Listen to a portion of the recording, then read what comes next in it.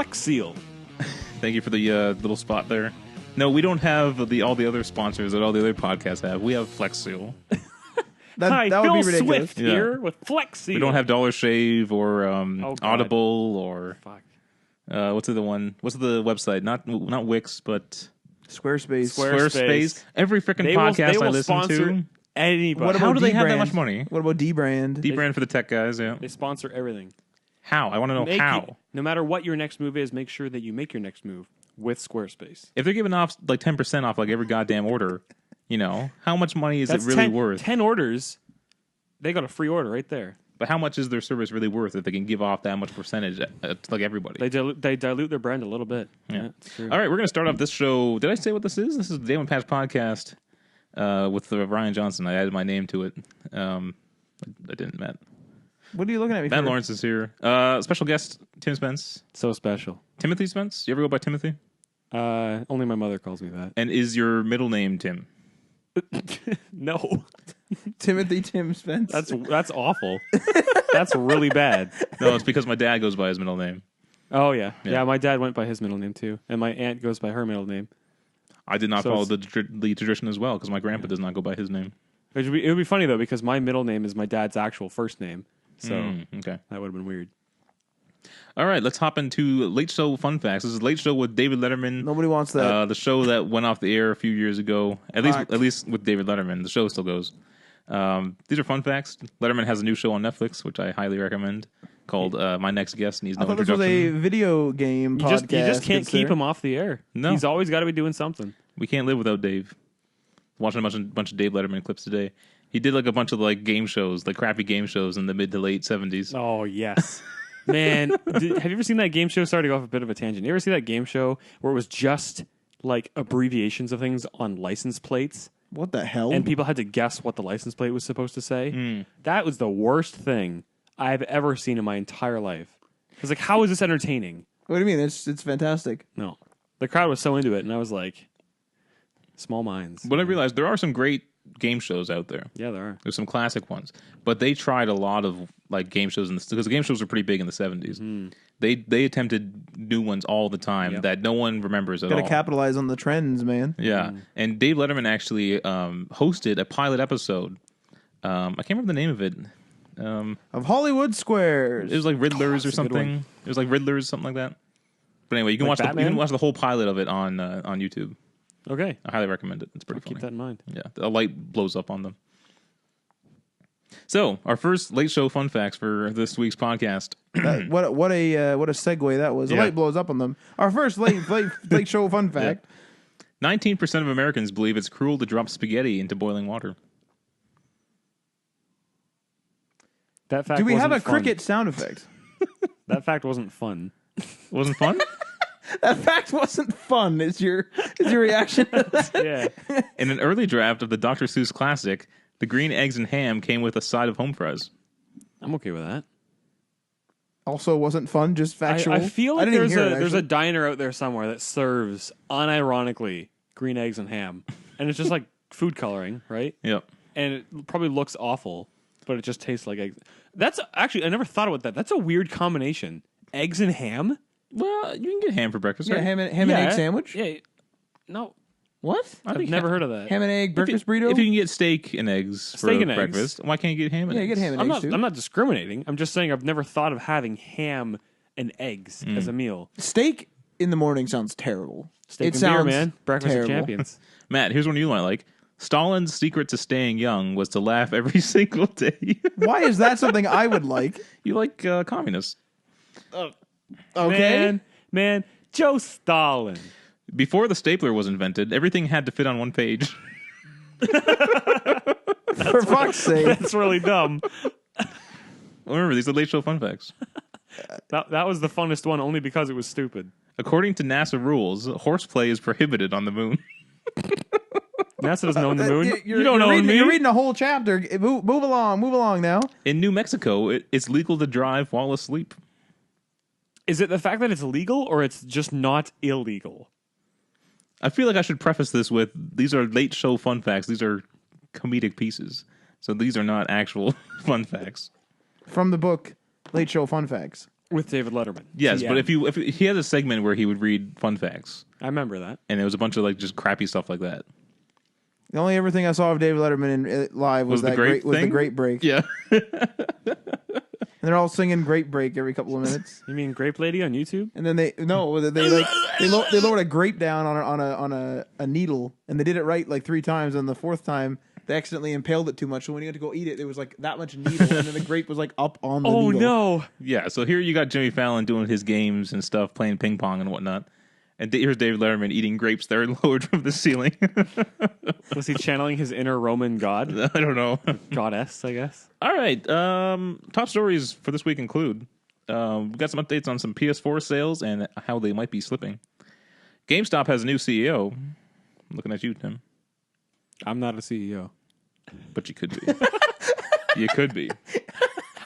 I'm not a CEO. That's a really weird and thing. that concludes episode 199. That's a really weird thing.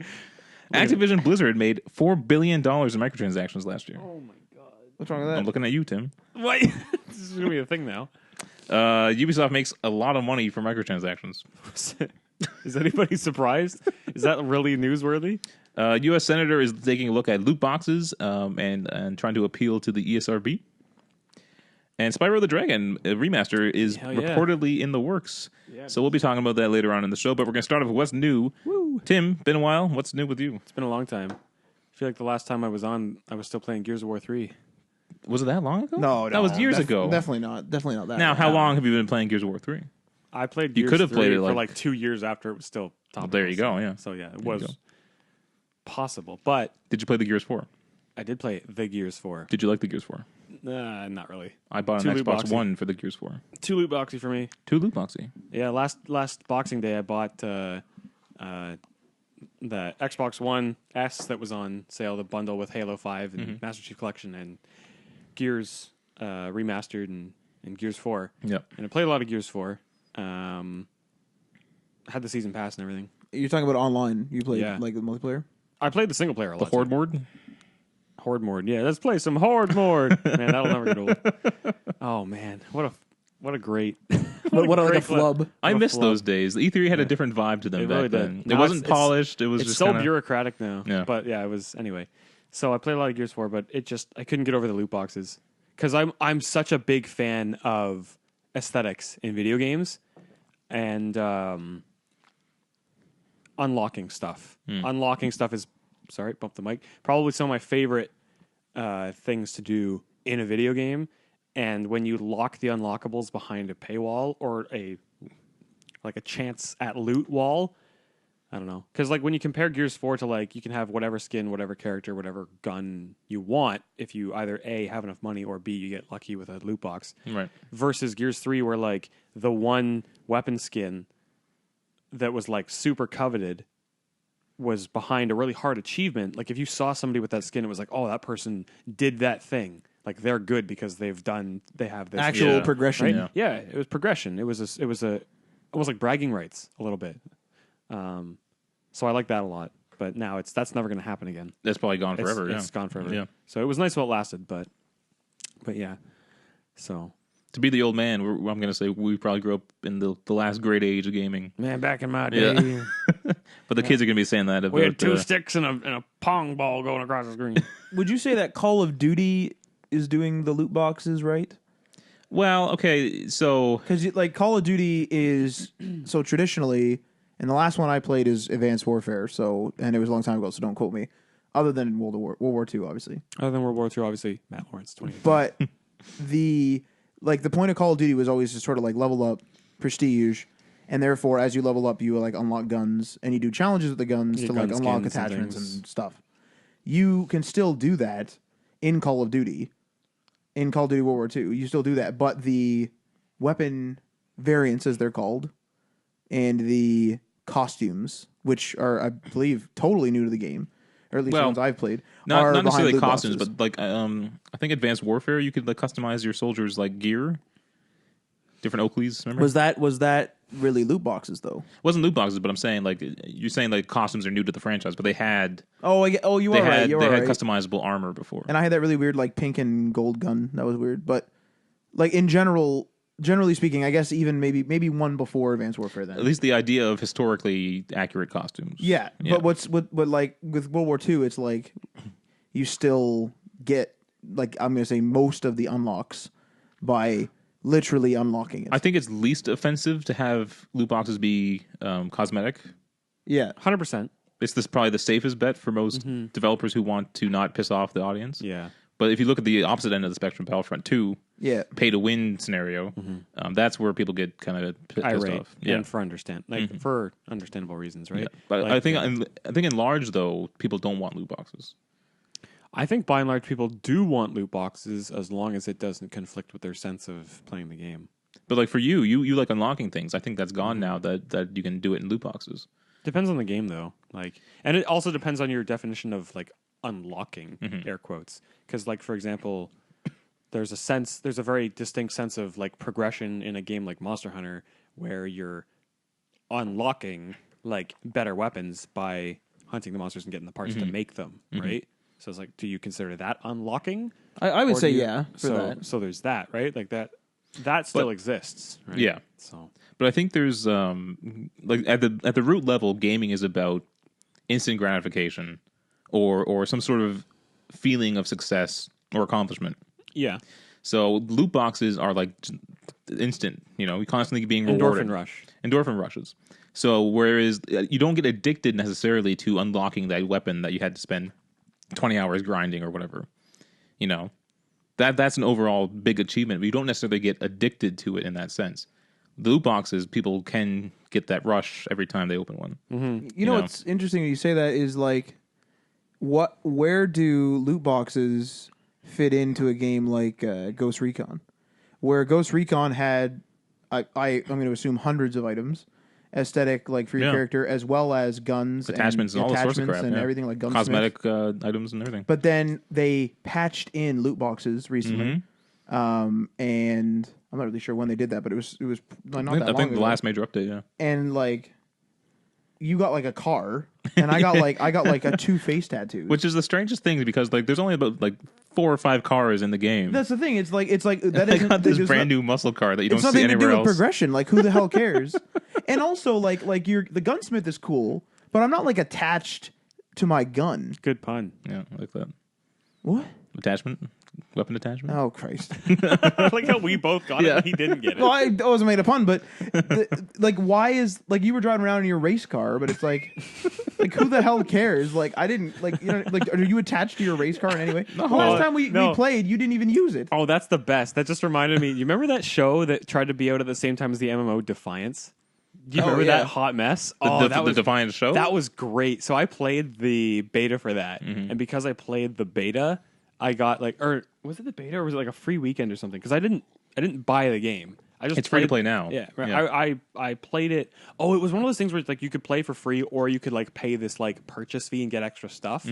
So I paid the like purchase fee of like $9 or whatever because it was a garbage game, and Jesus. I got like all this extra stuff. So I see all these people like wandering around like in the base gear and like walking on foot, and I have this like super like futuristic car and like all this gear and like an amazing gun, and I'm like, I feel absolutely zero sense of achievement for having this extra loot crap. Yeah. Like I feel absolutely nothing for this, and I'm just like ripping around, and then there's like 30 other people in the same instance that have the same car and the same outfit, so we all just look the same, and I'm like, well, I don't feel anything from this, and I also can't show it off because everybody else has it too. Right. So yeah, so that's how you do it wrong. That's how Yeah, you don't. correct. That's how you don't do it. Right out of the gate, you're already just I was overpowered. already like, no, I'm done. Well, we have a couple more loot box stories in the show, so we'll table this for later. But how's your Monster Hunter going? I'm about 75 hours in now. Jeez. Which is, if anybody is familiar with Monster Hunter, that's only scratching the surface. Although I Yeah. will say that total, I probably have like 300-ish hours in Monster Hunter 3U, probably 500-ish hours in Monster Hunter 4U, and I feel like I'm further in world than after 75 hours than I ever was in 4U at 500 hours. Do you think that has to do with the game trying to be more accessible to new players? I think they really shortened the story aspect of it.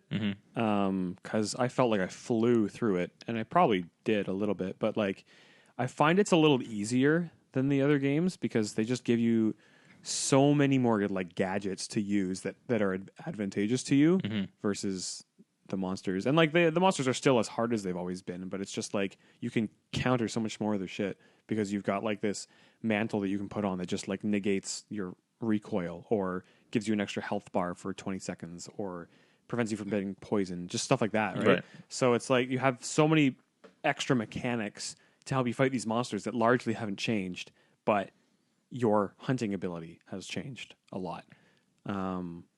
Now, you are in the Fifth Fleet. I mean. To be fair, that that game only has 29 monsters in it, compared to 4U on the 3DS that has like 85 monsters in it. Fuck.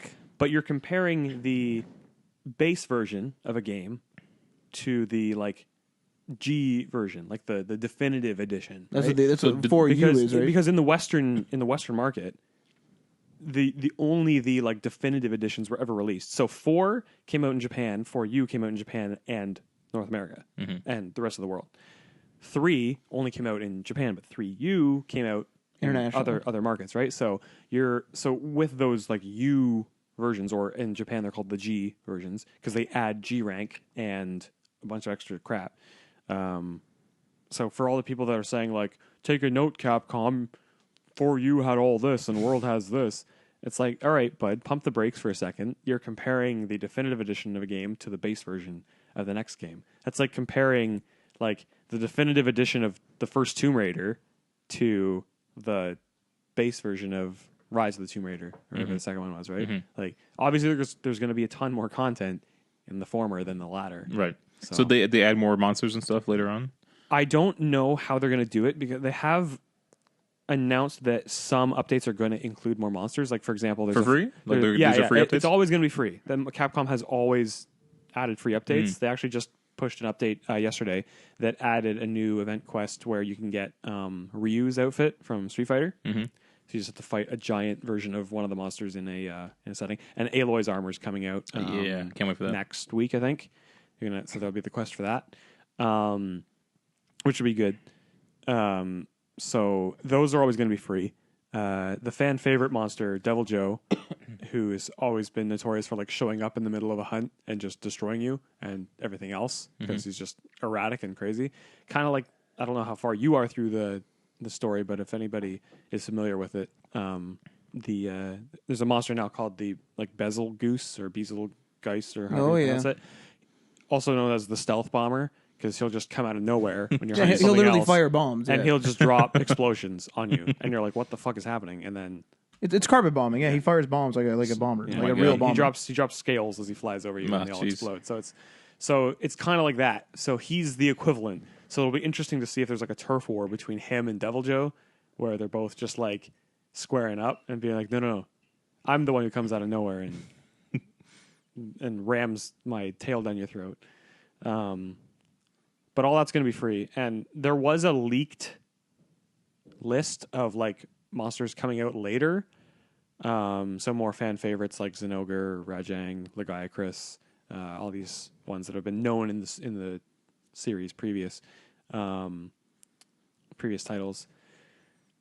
And it's not confirmed whether that leak is official or not, but it seems likely based on, I think the person who found the leak has been correct about other things in the past, so it could be an insider. The one thing that I thought was curious was that the pop figures, the Funko Pops for Monster Hunter, there are 4 out right now. There's the Hunter from the trailer with the great sword. There's the Feline, like the Palico helper. There's a Rathalos one, which Rathalos has been in, like, he's been the flagship monster in like every game. He's been since the beginning. And then there's a Zinogre one. And it says Zinogre Monster Hunter World. So I'm wondering, like, is that them maybe not purposefully hinting that Zinogre is going to be in the game as like. So he's not currently in the game, currently, but he's in the pop figure. But it's a pop figure, and the pop figure's out now. The pop figure is out now. Wow. Okay. So what about the? And you could pre-order it for a long time. Like it was always it was announced for a long time that there was going to be a Zinogre pop, and there was no mention of it at all. Wow. So it's because he is a fan favorite figure. It makes sense that they'd have a pop figure of it. Right. Like Rathalos and Zinogre, yeah, that makes sense. Those are like two of the most popular monsters from the series. So it makes sense that they would have pop figures of it. And they could just slap on Monster Hunter World just for marketing purposes, right? Right. Or they could have just slapped on just Monster Hunter, generic, right? But the fact that they're showing the Monster Hunter World version of the Hunter, and then Rathalos, who's in the game, Feline, who's in the game, and then Zinogre, it's kind of weird that they just toss in something. Doesn't fit in. Random. It doesn't necessarily fit in. So it's Is he G rank by chance? No, Zinogre has. Well, depending on the game you play, Zinogre was low rank in 4U. Because I was thinking And maybe then that's high even a rank and then hint G at G rank coming, but I don't know. G rank, I wouldn't be surprised if they do add G rank as a DLC, like Like a paid one. a couple of months down the line. Yeah. If they came out and said like we're adding G rank and a bunch of more monsters for like $25 or $30 or whatever. Like at that point, it's an expansion pack. Yeah, exactly. Yeah, Yeah, that'd be an so- instant sell. Like people would eat that up. Absolutely. It's amazing. This is kind of a phenomenon that I've noticed happening. Monster Hunter has always been popular, but it's always been kind of cult popular. It's been a niche title for a long time. And the same thing with the Dark Souls series. And then Dark Souls 3 comes out, and like everyone's playing it. And then Monster Hunter World, my entire goddamn friends list is playing it. Yeah, it's true. Just out of nowhere, everyone's Yeah. like jumping onto these games. Since this game came out, it's been the first time that like I've been able to go on my PlayStation and almost my entire friends list is online. Yeah, it's nuts. Like I'm used to seeing 1-2 people online at any given time. It's like 10 people all the time now. Yeah. And half of them are playing World, right? So Yeah. The only time I remember that was Halo 3. yeah, When Halo 3 came out, I remember everybody for at least 3 months, I'd say. everybody was always online. Yeah, on Halo 3, yeah, and Yeah. always online. The good old days. Every once in a while, a game comes along that's just. And to be fair, they marketed the absolute crap out of World. It was everywhere. The fact Like- that it was on the Sony stage during E3 is an attestament to how much they were pushing it. Well, and it's funny because there's a video on YouTube that I like a lot. That's like the Honest Trailers Oh, yeah. video Yeah. for Monster Hunter that starts off as saying like it's going over like all the Capcom titles that everyone's familiar with, like Street Fighter and blah blah blah. Yeah. And then it's like introducing a game that's been silently keeping Capcom afloat for the past 10 years, but you probably haven't heard of it unless you're Japanese or wish you were. Monster Hunter.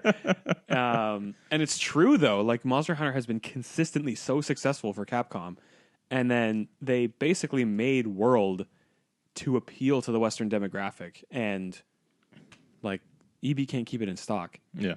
It's insane how popular it is, and I'm so happy for it because I've always been a big fan of Monster Hunter since I discovered it, and it is one of those games where it encourages teamwork, right, and like collaboration. So to have more people in on that and being passionate about that is a good thing. Whereas you might see other niche video games that aren't so popular, but you're like that have a cult following, for example. And then as soon as somebody else like comes along, it's like, no, go away. This is my thing. And the community is so toxic, right? Yeah. This is my thing and nobody else's. And then there's this huge sense of elitism. And there's a little bit of that in Monster Hunter, but more so in the past. Like now it's World, like the community for World is just so wholesome right now. So it's really awesome. Yeah. It's a good time to be a Monster Hunter fan for sure. Capcom has had a pretty successful last couple of years, I guess, here. Because they had Resident Evil 7, which was pretty popular. Oh, yeah, I forgot they made that. Yeah. Yep. And I think the latest Street Fighter, I'm not sure if it's out yet, Ultra. or whichever one they have, Yeah. is apparently tracking pretty well or selling pretty well or something. I wonder if they've finally hit their stride, kind of like Square Enix, where they just kind of picked up one year and like it seems like just their quality has increased. It's kind of like their renaissance period right now. Yeah. Yeah. So good for them. Yeah. I'm happy for them. Matt, what's new with you? Doing the Monster Hunter as well. Hell yeah. You just reached a milestone, right? Right. So I've played other Monster Hunters. I played what's that one on Wii again? Try. So I played Try. I played 3U, I think maybe. Is that is the one on Wii U 3U? 3U on the Wii U. Okay, I always forget Try and 3U, but and I played so I played those two, and I played the original one way back, and I've never really reached high rank. I've always just sort of like played it super casually. Well, this time for Monster Hunter World, I guess I just kind of like dug in and like kept practicing and getting better and whatnot. And like I had previous knowledge, obviously, and I finally reached high rank. Nice. So that's like kind of a big milestone for me. Yeah. I don't remember what monster I'm on now. I've killed. Oh no, I know what I did. I just killed the high rank Anjanath, and I didn't even get hit. So. And you have the added advantage of being a ranged weapon user as well. So. Yes. I noticed that when me and Matt play. Yeah. I'm up there. I get like 2 hits in, and the thing jumps off and flies away, and Matt's just just fighting at it the whole time. Yeah. Well, what's super interesting is it was actually on Reddit trying to learn the bow capacity levels before I messaged you, and I couldn't find anything.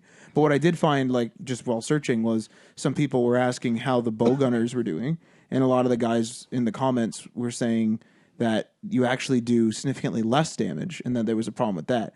But like what Ryan's saying is like, yeah, I'm doing less damage per bullet, but I'm getting more bullets off, and I'm planting like my wyvern blast or my mines, as I say. So like when they come in, they'll like swing at me. They end up getting hit, and then I don't get hit. And while they're being stunned, I've already shot them 6 times. Yeah, that's the thing, right? Your DPS can potentially be higher. Yeah, if you're a better gunner than the melee people you're playing with are melee players.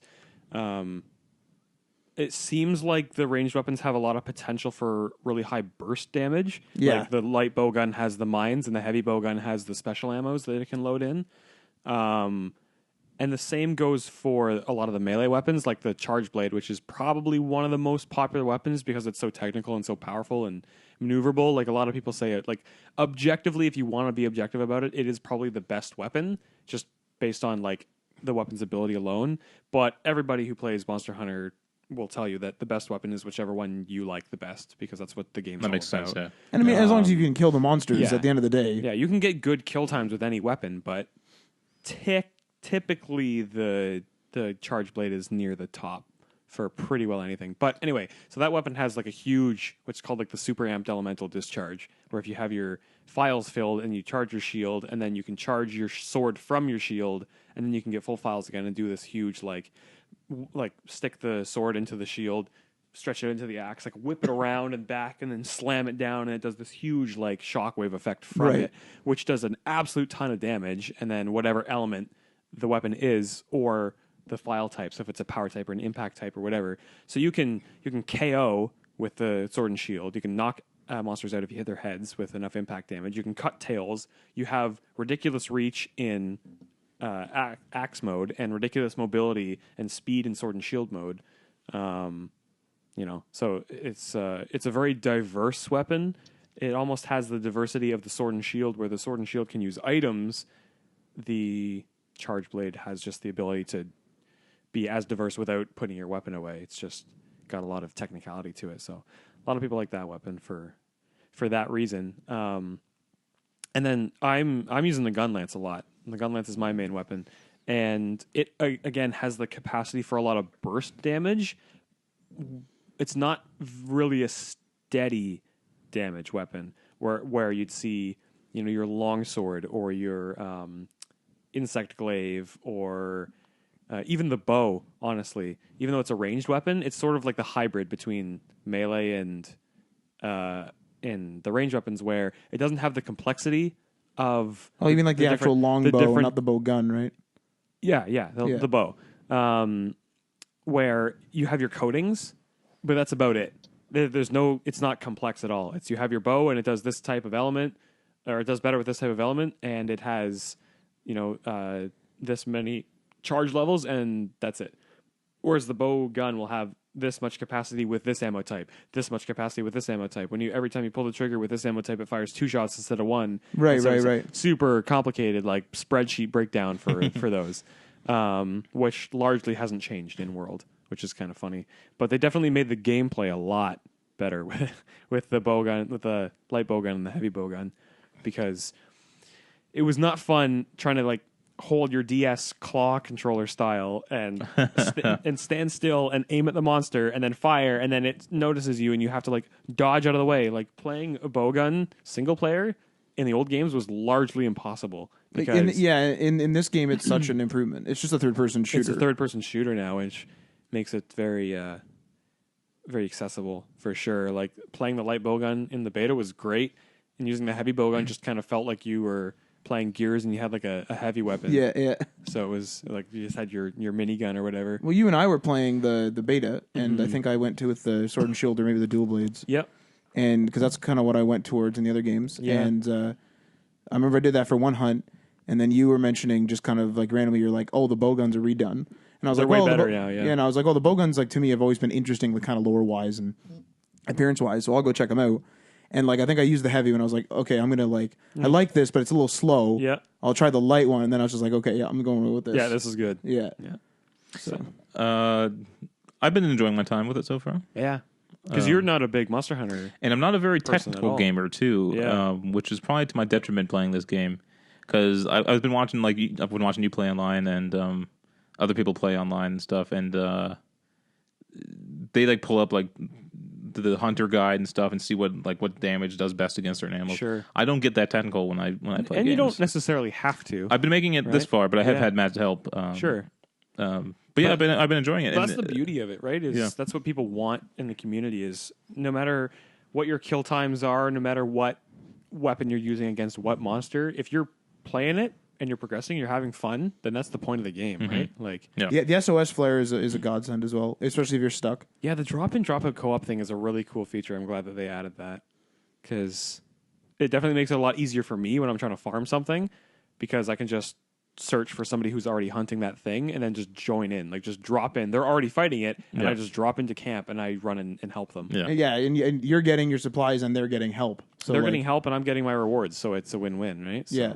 But the monster does increase in health if it does. It live scales in difficulty, so it increases the damage it does and how much health they have. But they're the ones shooting the flare for help, so they're Yeah, it's prepared not for like- that. You're not it's just not gonna like drop in and make it difficult on yeah, them. you're not dropping into someone Yeah. like say you're someone's game who's like, I want to play this solo. Like they're specifically saying, help me fight this thing. Yeah. Right. So Also, small update for me, and then we'll move on to the news. I beat Mad Max, the game, Hell yeah.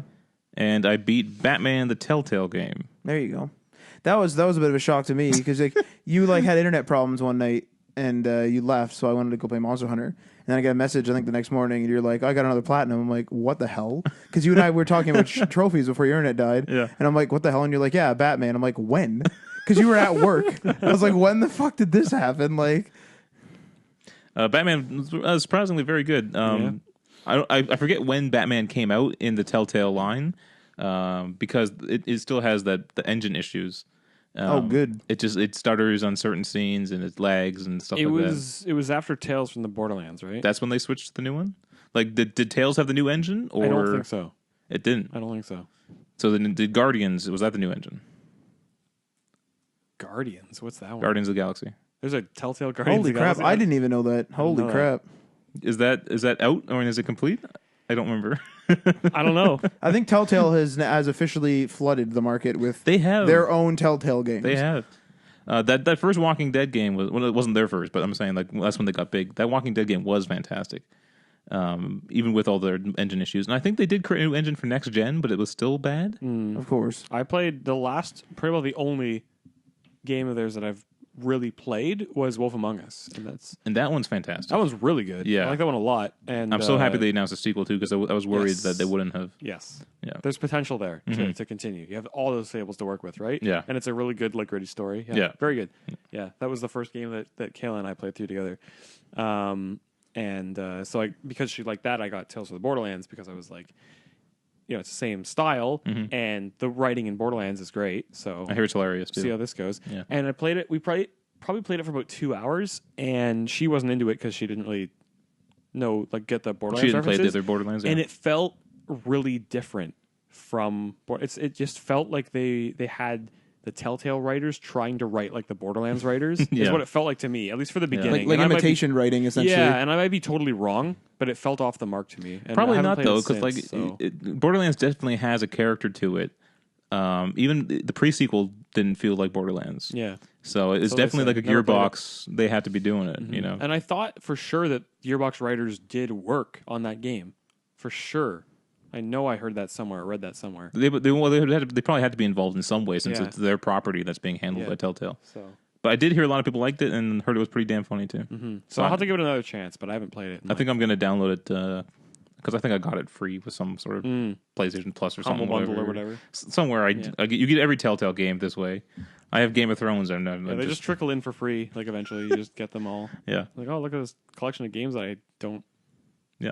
I forgot I had. Yeah. I'm happy I knocked 2 games off my list. There you go. Yeah, that's a good one. You deleted Mad Max, right? Oh, and Batman. You deleted them. Yeah. I'm really bad at that. I'm really bad at getting games. It's a weight off your shoulders, though. It feels so good to get them done. I have such a backlog. Yeah.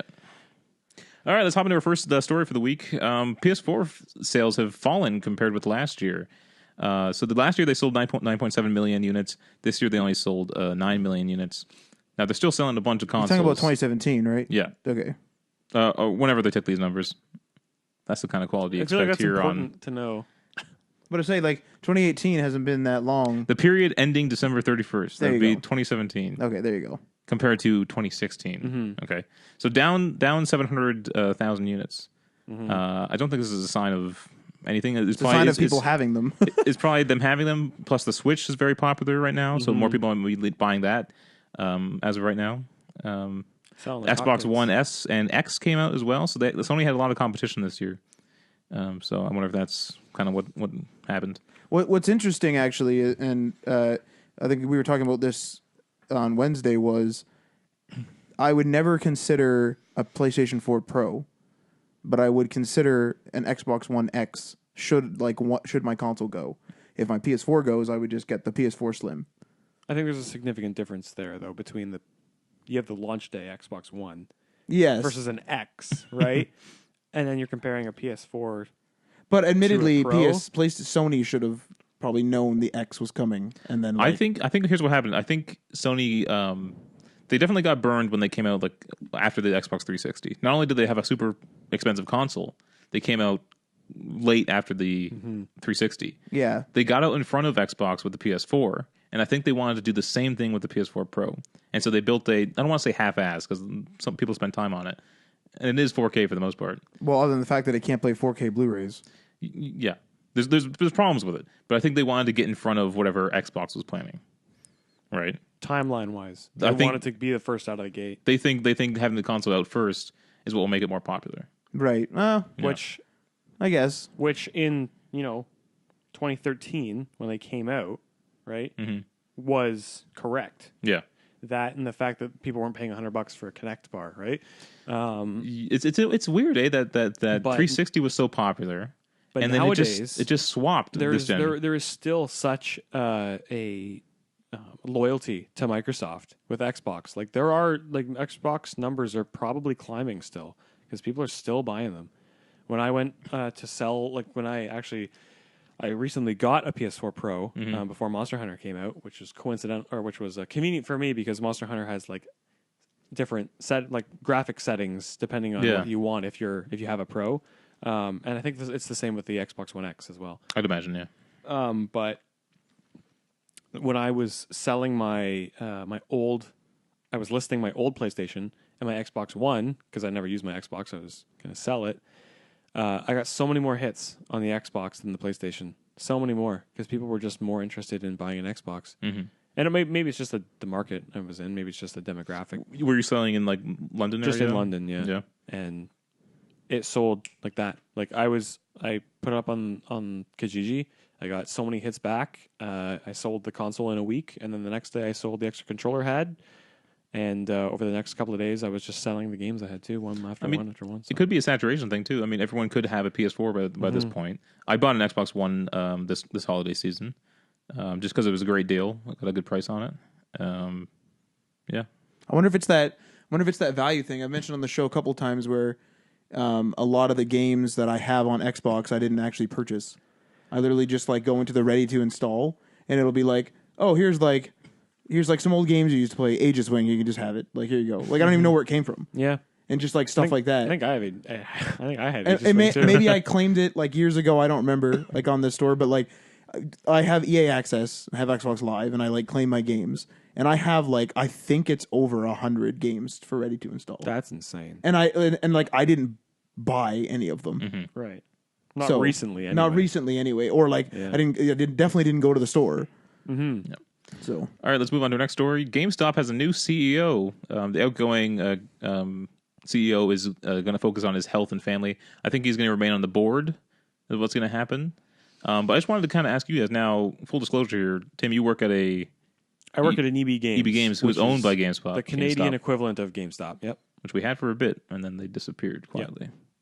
But I kind of preferred the GameStop a little more. I never... Just because it was like a new installation, I never went to one. No? Ever. No, it was always EB for me. There was an EB Games and a GameStop in the Limeridge Mall. Who made that decision? That's what I want. I honestly think that was a trial. To see if they could support because if you notice, all the new locations around, like because Center Mall, which is another local mall, they like became a plaza style, and they changed from an EB Games, which was in the internal mall, to when they built the plaza to a GameStop. Yeah. But it just so happened that GameStop and EB Games was inside of Limeridge, so it kind of makes sense that they were like, "Ooh, let's do a trial here in like a busy mall." Yeah. Right.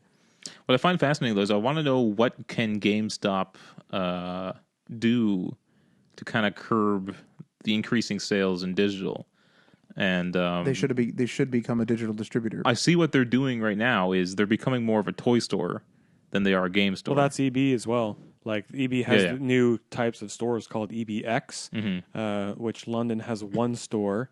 Is an EBX. There's 5 locations in London for EB Games, and the one of them in the one mall is called an EBX. So it's not just EB Games; it's EB. Insert whatever here X, right? Oh, I guess. I think that's where the name comes. I'm not 100% sure on that. Is that on the sign, or is it just? Yeah, it's called EBX. That's what it's called. It literally is called that. I thought it was like an internal code or something. Because it's a massive store, and they primarily sell what the company collectively refers to as loot. So anything that's the collectible stuff. So whether it's the Funko Pops, whether it's collectible figures, whether it's toys, games, like board games, clothing, like hats and accessories, scarves, shirts, whatever, you name it. Anything game related loot, they have it. And apparently the location that I work for is the North Mall in London, Masonville, and Masonville is having renovations done, and they are discussing potentially moving the EB in Masonville to the new part of the mall that's under construction and making it an EBX. And it would be the second city in Canada to have 2 EBX stores in the same city, the first being Toronto, obviously. Wow. What's interesting about that is Toys R Us is not doing well. And what I hear is Toys R Us used to be the place to go to buy games. That's the thing. But like, I think maybe it's become a high, like I'm not a marketing professional, but like maybe it's become like a hybrid where it's like, kids today, they have their DSs, they have their PlayStations, whatever. So they're playing that, but they're still kids. So they might still want the occasional toy. And it sort of makes sense now that instead of them having, a stuffy of Barney, they have like a stuff like companion cube or something. And then like EB Games is your one-stop shop for the kid to go. And they might sweep up that market that Toys R Us is leaving behind, kind of thing. I think you have this misconception that most young kids these days are playing video games, because I don't think they are. What? I think video games are more popular than they've ever been, but I don't think that the majority of little kids are playing video games. Wouldn't you say though that a lot of kids are playing on their like iPads and like I like you see kids at restaurants and they always have an iPad, sure, iPhone, and whatever. And to your credit, I think YouTube has a lot to do with kids' interests in video games. Not necessarily playing them, but watching people play them. Yeah, that's a good one. So like the reason that Five Nights at Freddy's is so popular and there's so much merchandise for Five Nights at Freddy's is because of people like PewDiePie, Jacksepticeye, these people that played the game on YouTube. Right, Markiplier is another one. And it just became so popular with kids. And like the game wasn't meant to be for kids originally. It wasn't marketed to kids. It was supposed to be a horror game. Yeah. And kids just ate it up because of the personalities advertising it. Like the influencers in the market. Yeah. Like we have a whole like standee in the store, a whole section that's just Five Nights at Freddy's stuff.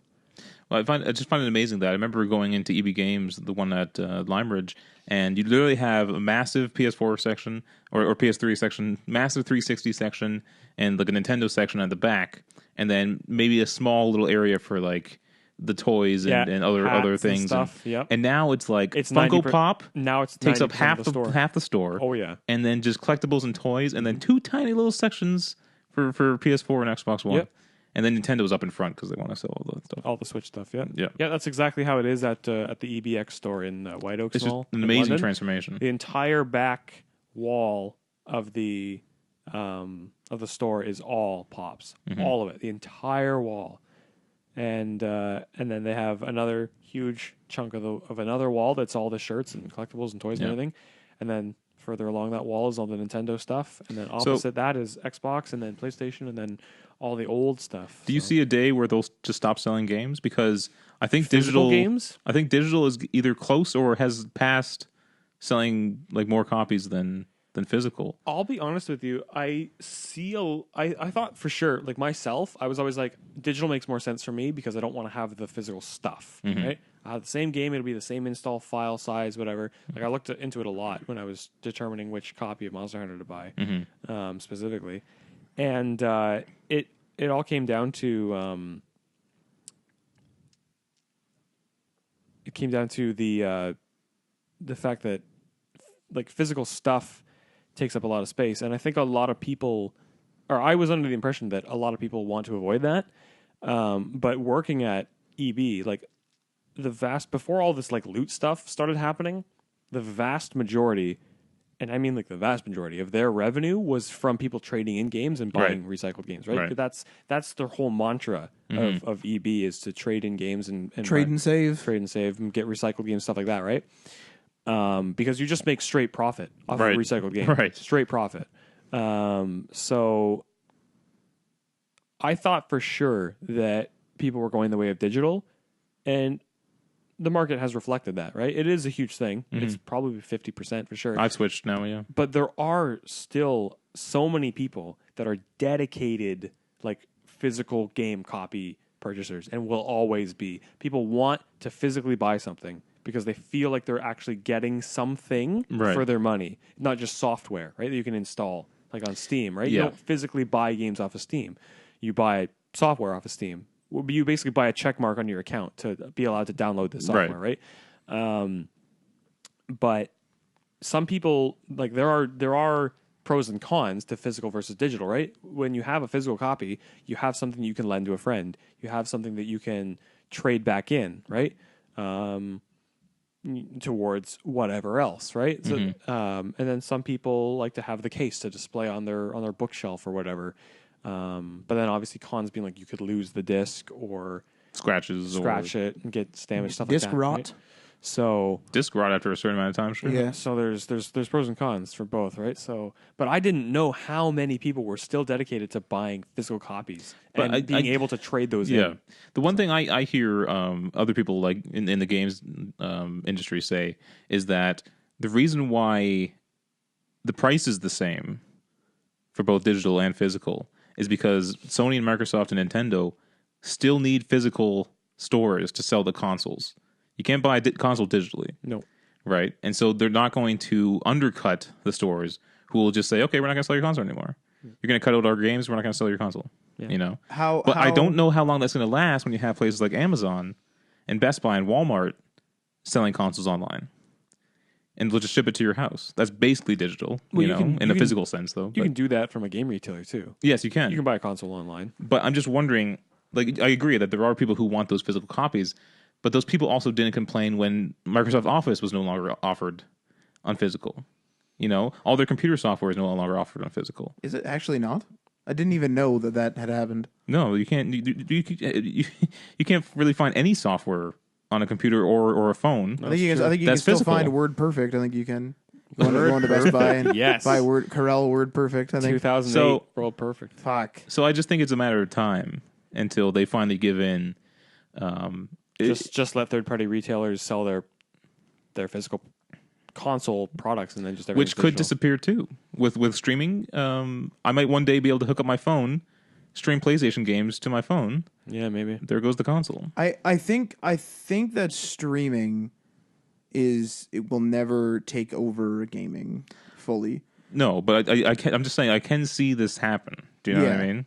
Because there's a large chunk of the world that plays video games where you don't have an internet connection, right? Yeah. Or it's just slow. I mean, Microsoft would just say, okay, well then break out your N64. But there are some companies. Thanks, Don Matrick. Yeah. I'm gonna bring out your 360. Yeah. So that's why we have other great products. Now you're okay. They want to sell your new one. Thanks, Don. Yeah, thanks.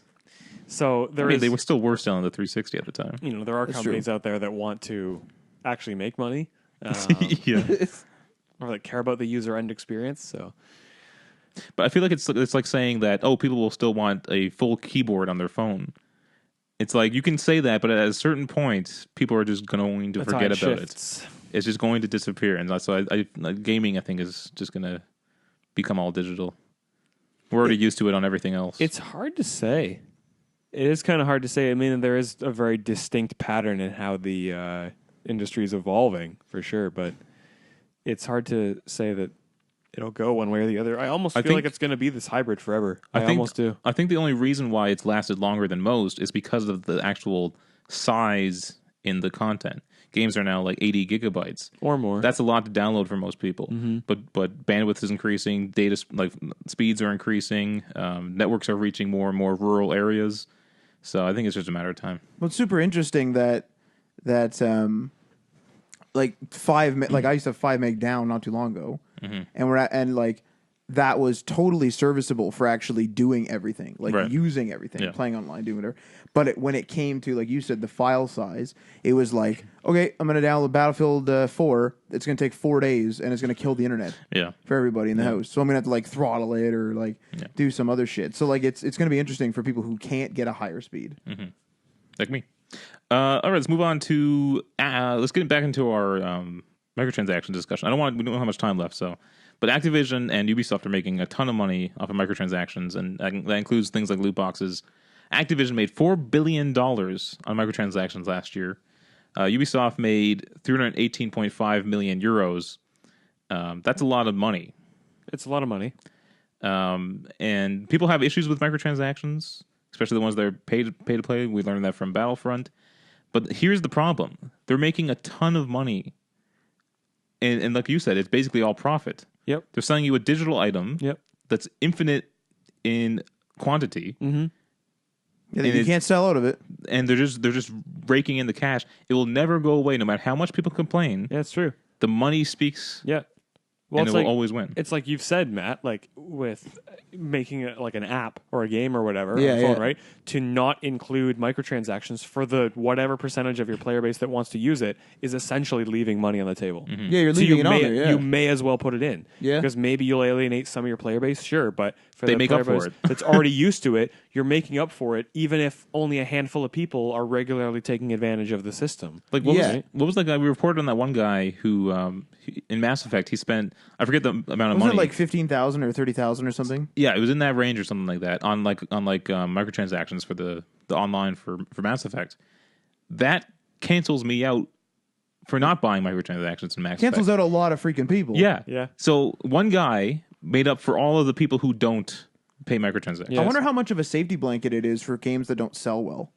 When you have your initial sale of like 10,000, like they could make profit. You might make enough profit for like all of it afterwards, like a million microtransactions, like game sales or something. Yeah, and it may take a little while, but you'll make your money back like exponentially because as more and more people are buying it, then it's going to become more popular. Yeah. And you've got more money to reinvest into the game to make it more popular. And that's where the games as service comes in, right? Yeah. And that's where you see games as service. That's where you see like mobile games do that all the time.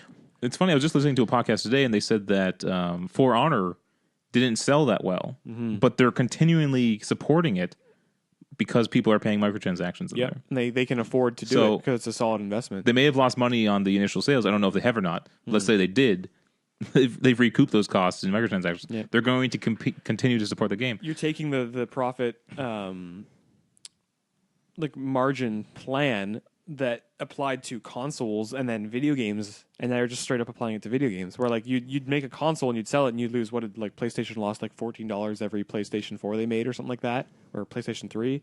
Like the operating costs were like the manufacturing cost per unit was higher than how much they were selling the units for. Right. But they knew that they'd make it back with the video games. Now they're just straight up doing that with video games, where you make a game and you don't immediately make your money back. You may immediately lose money, but through software patches in the game as time goes on, you're making that money back in more. You're just shoveling it in. Who will take the first step? I know they do this on PC a lot, to a degree on consoles, but who's going to take that first step to be a major AAA game? Let's say Battlefront 3, okay? Battlefront 3 is free, and then they just have a buttload of microtransactions. And everything's microtransactions? Yeah. Yeah, who's going to be Because the first the first one to make it free. First publisher. I would say Blizzard. Because they're already doing it Blizzard's sort of doing it. Like Here's the Storm was free to play, but like Here's the Storm 2.0 is sort of like they revamped it for loot boxes and stuff like that. Nintendo already kind of done it too with Super Mario Run. And yeah, that's a big experiment for them. Mario Kart Tour's coming out on mobile. Yeah, you're right. I wonder if that will translate over to the Switch. You know, I don't. The data they're gathering. Think so, but maybe. Because it definitely was an experiment, because Super Mario Run was a free plus paid tier, paid to unlock all the other levels. And then Fire Emblem was a microtransaction. Free microtransaction. And they made so much more money off of Fire Emblem than they did with Super Mario Run. And Super Mario Run was downloaded like 200 million times or something like that. Some crazy number. Yeah. And made less money than Fire Emblem. Yeah, because the 200 out of those 220 million were people just downloading it, playing the first 5 levels for free. So Matt, you brought up a good point. I wonder if an Overwatch 2.0 came out and it was free. Yeah, I could see it. So we all get the update. We all get the update for owning it, and so we don't feel like we're burned, right? Because we're getting a big free update. But then everyone else can just access Overwatch for free. Yeah. No. Yeah. And then boom, there you go. There's another extra 10 million people all paying microtransactions. I can see it. What's super interesting is I actually don't think that games as a service is as evil as we originally thought. Because if you think about it, right, if you're a huge fan of something, if Monster Hunter is a good example, if Monster Hunter becomes a games as a service, and they say, okay, Monster Hunter World's going to be supported till the end of the PS4 genre or generation. Okay. And they say, like, every year we're going to have, 5 free updates, content updates, and one $20 one. And that's how they, like, instead of doing specific microtransactions and loot boxes, that's how they monetize it. Mm-hmm. That's not really bad for you because you're a huge Monster Hunter fan. At the end of the day, the user experience, right, is what I think that company would be thinking about. Well, not exactly. Obviously, they're thinking about the money in their pocket. But of course. The user experience is very important to a lot of game developers. So if, for example, to use the Monster Hunter example, if you've got this game that they released for free and then they support it for the next 8 years or whatever, and then they just release like expansion packs, like big ones. Like WoW, essentially. Yeah. Or GTA Online, right, is essentially what you're comparing it to, is this game that is now 5 years old or whatever, 6 years old, and they just keep releasing content for it. I don't feel like games as a service is evil. I'm fine with it as long as the microtransaction people are paying for it for me to get the updates for free, because I'm not going to do microtransactions on most games. I think that you might, though. If games are free, I think you might. And as long as there's a way to obtain the items without buying. Well, that's always going to be... I feel like that's going to be the way for the vast majority of those games, because the industry has reflected to show that that's what's effective. That's what makes the most money. But what I'm saying is, like, when you don't make it a pay to win, right? That's what gets backlash. I would get angry. I mean, it's kind of selfish, but because when I play a free to play game or something, and there's people paying microtransactions to support the game and have new updates, new content come out consistently. Yeah, I'm benefiting from those updates, but not paying into it. Right. But if your games were free, if you didn't pay for any games for a whole year on PlayStation, where I'm saying I'm selfish is I want to be able to still access those items without giving anything to the developer. Now you just sound like Adriano, straight up, to be honest. I understand, but I'm just like, this is how like my Star Wars game, I've not paid a single cent in microtransactions, and yet I get all the free updates. I can still access all the characters. It's going to take me a lot more time to unlock them. Yeah. But I can do it. Now, would you, like Adriano, though, purchase microtransactions that I already have. Will permanently unlock things? Are you more enticed to that? So, for example, Adriano bought more bag space in Pokemon Go because it's not a consumable. It's like he considers that DLC. He's very strict. He's very strict on the definitions of that. If you keep it forever, he considers that DLC. Yeah, that's fair. Mm-hmm. Me buying fucking raid passes is like It's not ludicrous. DLC. That's I'm just buying. That's throwing money away. I'm paying to play. Yeah. What I did, the only time I really partook in microtransactions was in Overwatch when I paid for those loot boxes, but I got the items I wanted, and That's lucky. I get to keep those. Yeah, Well, okay. I don't know what you mean lucky. What? I spent like $40 on the loot boxes. Oh, I guess because you got the money and then you used the currency towards the well, items you wanted. During the event, I unlocked a few of the stuff that I wanted. Right. Yeah. The event was coming to a close, and I'm like, I really want these outfits. So you just spent the money to buy this specific thing. Well, no, you buy loot boxes. You can only buy loot boxes in Overwatch. Right, yeah. And there's a chance. I could have spent $40 and not gotten them. Yeah, but you can get duplicates of things, and those could convert into currency that you can spend. It wouldn't give me enough to buy the 3,000 for each costume. Oh, okay. You know what I mean? So you just kept buying it until you got what you wanted. Yeah. Right. And I mean, like, that's the opposite end. That right there is the opposite end of you in Star Wars, where you're the person who wants the content but pays nothing into it.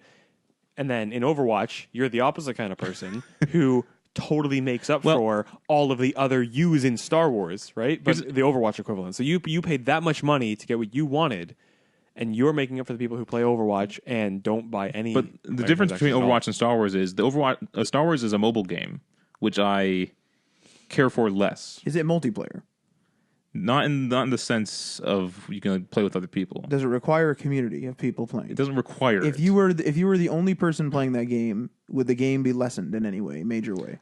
Only like you can't do like raids and stuff like that. Is that major? Not necessarily, no. Because I was going to say you technically are paying into it by keeping the community alive. There's about like 5 activities you can do, and one's a raid.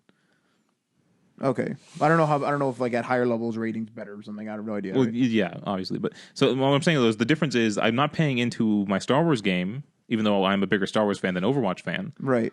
I'm not paying into that because it's a mobile game.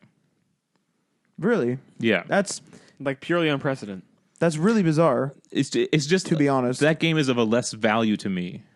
I will tip developers. That's fine. Yeah. If I play your game, my usual rule is if I play your game more than 30 days, I'll give you a tip. Like I bought $6 worth of stuff in Animal Crossing.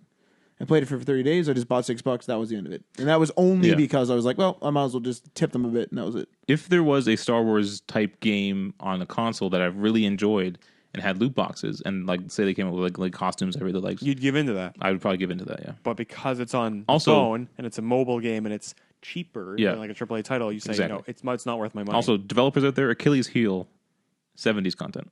Damn it. everybody knows that. If every Overwatch character had a 70s outfit, Oh, man. I would pay endlessly to unlock every What if it single was one. $100 a pop? Oh, no. Okay, that's a little too far. All right, Ryan. Tracer, but she's in bell-bottom jeans See, done. and a floral pattern shirt, Done. but she's like $35. I would do that, yes. Jesus Christ. There you That's go. right. Ridiculous. And Tracer's not even my main. There you go. See? Just like that. Although if there was a soldier like General Jack O'Neill, then I'd be paying. He does fit that Right? image. He does. I'd be paying like $50. $50. Yeah, there it goes. Holy hell. No. There is not a skin that I would pay that much money for. $35 for no skin No. that exists at There's all? no skin that It's exists. got to be a money slot. I like aesthetics, but I don't like it that much. Like I could be the Actually, there's your Tracer right there. Yeah, If they that's did Farrah Fawcett skin Boom, for Farrah Tracer, done deal. Or Mercy, that's fine with me. time to raise my APM. Jesus Christ. I'm not talking about it in the video game. We're all just looking at you now. All right, let's blast through our last 2 stories here because we're out of time. A U.S. senator is taking aim at loot boxes. Hawaii? No, this is from New Hampshire. The senator from New Hampshire. She wants the ESRB to look into reviewing games or giving them a rating and deciding whether that needs to be on the box. Which I'm not totally against. I mean, more information can't hurt the consumer. Even if Do you it's know just what I mean? on the back in the list, like just add it as an option. In the Something list. like that. That's fair. Well, here's Yeah. the thing too: is like a lot of the games, or a lot of I think where the concern comes from these senators is that kids are playing these games Right. and they're not smart enough to know.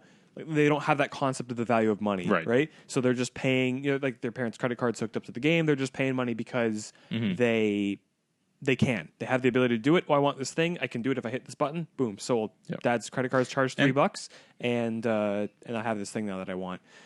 So, in my experience, because people come into the store asking me questions about games for their kids, right? that would help me a little bit. Not a huge amount, but they can see if I'm not there. They can look at the back of the case really quickly, say, okay, this game is rated M because it's got blood, it's got violence, it has strong language, it's got gore, and it's got like whatever you would call it, gambling or microtransactions, whatever, put on the back of the box. Or just straight up loot boxes, right? Because I'm sure it's going to become enough of a hot button topic that just saying loot boxes, people are going to know, okay, I know what that means. Right.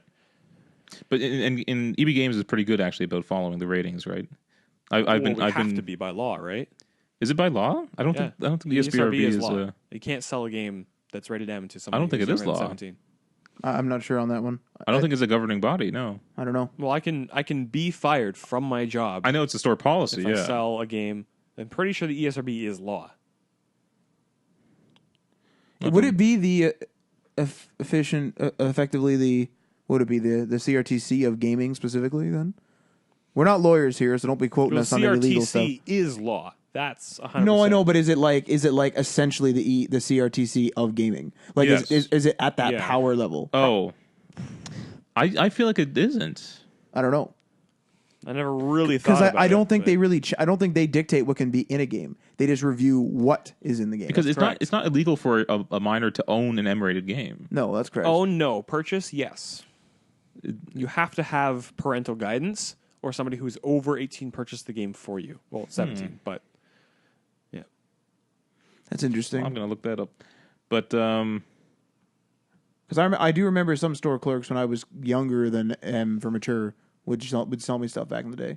Really? They would just it would just be like a Walmart thing, and it would just be like something like I'd be 16, I would just have money, and I would just go to Walmart, not even think about it, be like, hey, I want this game. And they would just check me out, and then sometimes the alarm would come on, ding, at Walmart, and it'd be like, yeah, whenever there's an alarm, it literally makes an alarm noise, and it goes like, are you older than this? You have to go find your mom, go get her. Yeah, you are found to be 16 years old. Go get your mother. So stupid, but this has been a message from Walmart. Jesus Christ. That's Big Brother shit right there. Hey, can I buy this game? You are found to be 15 years and 8 months old. When's the last time you guys have been carded? I think that within the last year I've been. Oh, the LCBO. Not there, but I mean, at EB Games, it's usually when I go to somewhere I don't normally go to. I was never carded at EB Games ever. As soon as I was 18, I was never carded to buy a game. Wow. Same, the last game that I had to have somebody there to buy it for me was when I had to have my brother buy me the Game of the Year edition of Oblivion on PC. Because I went in to buy it myself. I was I would have been 14 or 15, I guess. I would have been 15. Oh, that game was T, wasn't it? No, it was rated M. No, it was rated T in the beginning, and they redid it. Yes, I have a rated T for short T run. There was a very short run of Oblivion that was rated T. Yeah. What's hilarious is back then I was not allowed to play M for mature games, and it was T for teen, and then it changed, and I dodged a bullet. Yeah, pretty good. But because my brother was 18, I was 15, and I went in to buy Oblivion, and they were like, "Yeah, you have to be 18 or 17 to buy this game." And I was like, "But I already own this game. I've played it." They're like, "Yeah, you can't buy it." I'm like, "All right." So I got my brother to buy it. All right, last story for the week. Spyro the Dragon is apparently being, this is just a report, being remastered for the PS4 and coming out this year. By the same company that did the Crash remaster, right? Which I've heard kind of negative things about from Adriano. He didn't like how they handled it. It's good, but the platforming is worse than the original games. That's what he said. Which is kind of bad when your game is a platformer. That's exactly what he said. Yeah. So that's 2 cases now. We have 2 samples. Well, I like it. I like the Crash remaster a lot. The first one's really fucking hard, which is awesome. The second one's a 5 out of 10, and the third one's a joke. But is it wait? Is it in terms of difficulty? Oh, okay. Yeah, the first one is really. It's really good though. I know I've had a bunch of people bring it back saying it's too hard. Well, I don't want to be elitist about it, right? Because different people are good at different games. Just tell them just give them Dark Souls. Yeah, say go get good and then play Crash. If you don't like hard games, that's fine. That's your bag. But I like a challenge. Yeah. It's games are so easy now for the vast majority. There's so much hand holding. Yeah, that I like when there's the game is presents you with a real an actual challenge, and then you feel good after completing it, right? So, the fact that I had to try like pretty hard to do a couple of good runs through this one level in Crash. Yeah. To like do it without dying and get all the gems, so that you can like complete that level 100% is like that's an actual accomplishment, right? To platinum that game is a lot of work, or get 1,000 gamer score or what have you. Well, I guess it's not on Xbox, but What's interesting actually when you say that is the last time I really truly felt challenged was The Division, the first incursion, and I remember like I used to play with Adriano, Ryan, and Aaron. Ryan and Aaron, looking at you, Ryan. What? Both What'd I quit do? the game. What did I quit? The Division. And Adriano and I kept playing. I played it quite a And- bit, all right? We ground out, like, we kept playing with randoms and learned the matchmaking system. I platinumed it, too. And, well, fair enough. But, like, before I platinumed that game, I was like, we're fucking beating this incursion. And, like, we did it with these two guys. We got them in our party. There's two randoms. We ended up beating it. And I'll never forget that when like the radio comes in, the APC's out of health, and it's like, we got him. Like, Oh, yeah. like, and then that's my cover photo of me getting that platinum just because of that. yeah, I noticed. Fuck I yeah! noticed that your picture, your background is saying platinum. Is my in Division agent looking at the screen? Yeah. Yeah. Alrighty, that's it for the show. So, a buddy of mine in Discord just sent me a link to A virus? to a website, a virus. Yeah, my phone is dead now.